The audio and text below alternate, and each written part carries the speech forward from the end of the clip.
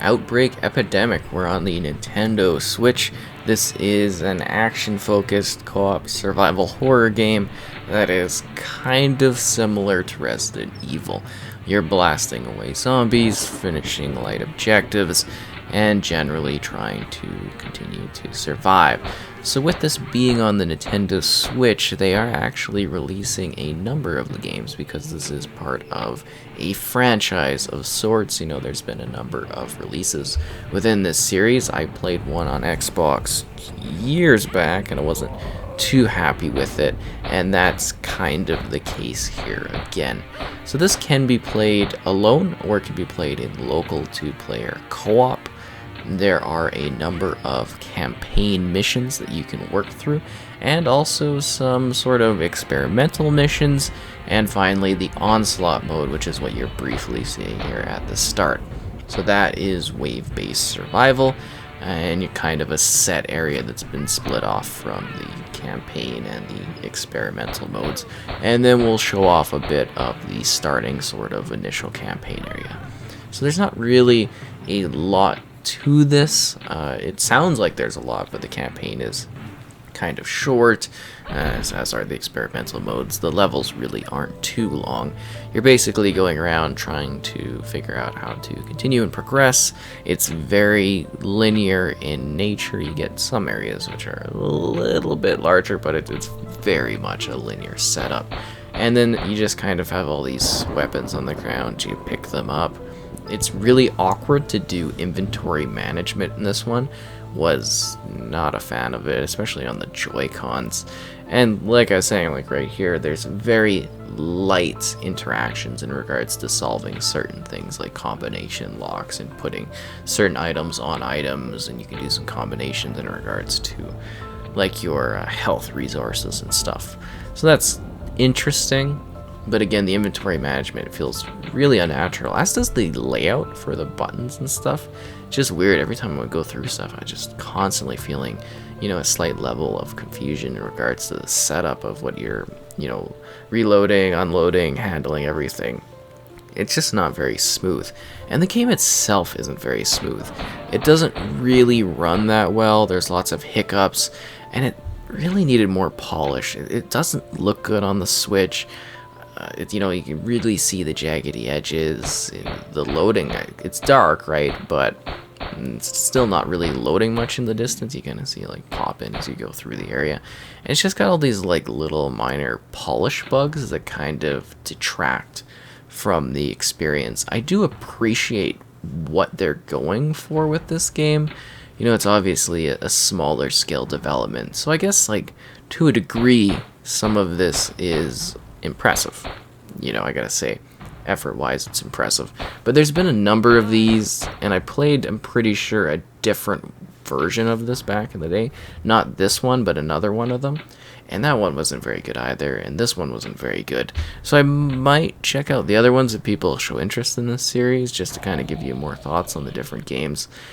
But yeah, not really too pleased with this one. It's not a very good time. Now, if you do want something that's kind of like a semi-realistic, by a stretch, zombie shooter kind of game, I mean, this one might hit the niche. If you collect all the different games in the series, I might provide some extra gameplay time to it. But it's just kind of not really well optimized for the platform. It plays, it's not like terrible in regards to performance, but there are a lot of really awkward moments, and that's really whenever bunches of zombies come up, so that's kind of the fun parts of the experience. But I mean, the local co-op is kind of cool and does a little bit more pushing on the platform, but the idea is neat. So yeah, you really get to kind of some level of personalization, because, well, not really at all. You pick your character, then you pick a class, and then you can like level up and unlock new buffs and stuff for your character, and there's some different difficulty levels, so you kind of personalize the settings before you jump in to a degree, if that makes sense. So there's different survivors, and the different survivors can kind of interact with different things to a minor degree. Like you need the bigger guy to handle like the bigger melee weapons, for example, for using against zombies, which you could could say makes sense, but I don't know why a female wouldn't be able to hold the sledgehammer. That's a little bit weird. Anyways, like I was saying, you get some different survivors that you choose from, so that's kind of cool. I guess that would maybe mix things up a little bit. There's some language that's a little bit adult to the game, keep that in mind. I mean, I don't ever really care, it's just kind of a little bit funny in this one how it pops up there. But yeah, you get a few different characters, and I mean, all the different character models look kind of different, and I appreciate the atmosphere they're trying to set up. I wish the music wasn't like just repetitive, it's the same thing over and over and over again. And that's a lot of the game, it's just kind of a repetitive, small scale experience that I think certain individuals might appreciate, whereas others will be like, ugh. So I mean, you do get different difficulty options if that's your thing. They promised more camera angles than ever before, well, camera options than ever before. And there's the campaign mode, which is a few levels, and then the experiments mode, which is a few, and then the wave-based survival. They've got like, I think it was 9 maps in there, so that's not horrible if you want to play it that way. I think it's a good option to actually add some extra value to this one, having a survival mode, so you can keep going if it is something that is your kind of thing that you're interested in.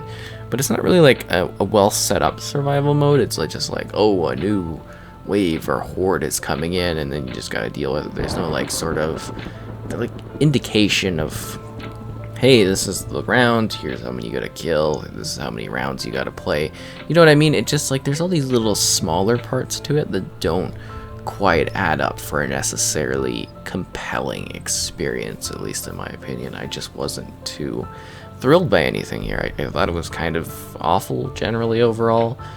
But I still have to look at it from the point of, like, if this is a smaller effort from a smaller indie group, which I think it is, you almost appreciate the work and everything that they've put into this one, because they do have some, unique gameplay mechanics that are kind of fun to, well, there's nothing new unique about it, it's something we've already seen before, but for like an indie type title, it's kind of cool having this like shooter kind of puzzle solving angle to a small degree, but they're nothing really complex. It's do this thing randomly, grab that thing, and then open that thing, and then you kind of go on your merry way through the rest of the story. And there's like, really, the narrative is like non-existent.